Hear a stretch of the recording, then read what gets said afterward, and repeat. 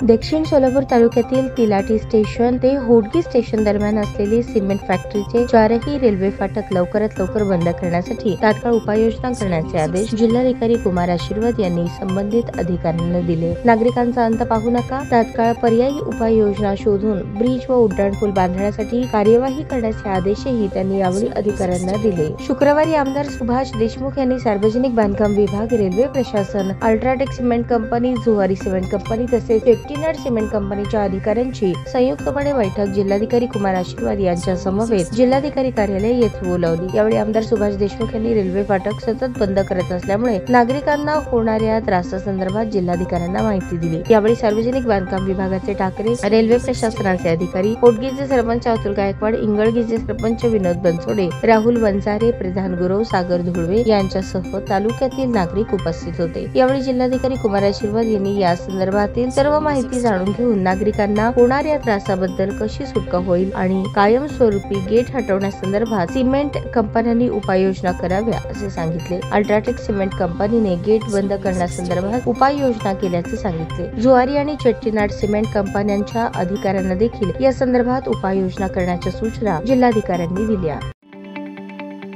ताज्या बातम्या पाहण्यासाठी प्राईम महाराष्ट्र न्यूज चॅनलला सबस्क्राईब करा।